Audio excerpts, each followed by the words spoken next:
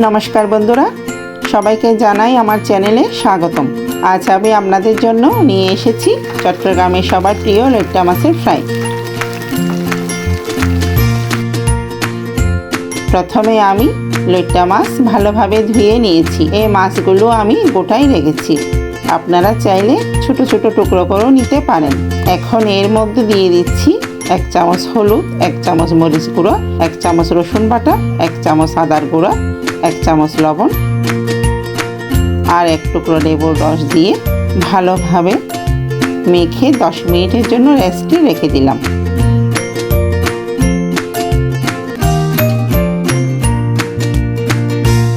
এখন একটি বাটিতে হাফ কাপ আটা নিয়ে নিলাম। এতে দিয়ে দিলাম 1 চামচ কর্নফ্লাওয়ার, 1 চামচ লবণ, 1 চামচ হলুদ, 1 চামচ মরিচ, 1 চামচ ধনিয়া গুঁড়া, 1 চামচ জিরার গুঁড়া, 1 চামচ বেকিং পাউডার।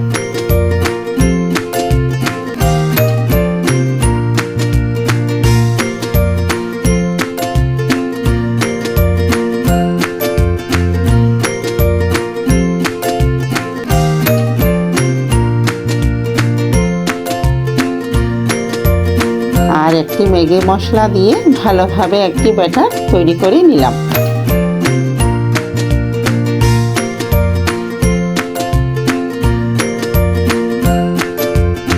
এখন একটি ফ্রাই প্যানে পরিমাণ মতো তেল দিয়ে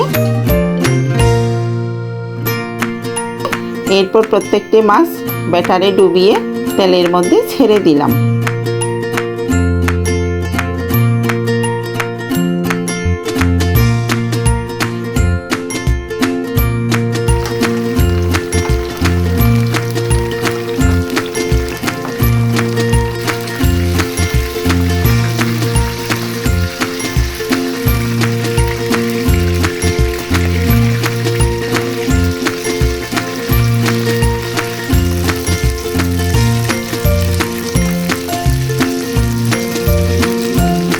হালকা আছে সব মাছ ভেজে একটি প্লেটে তুলে নিলাম।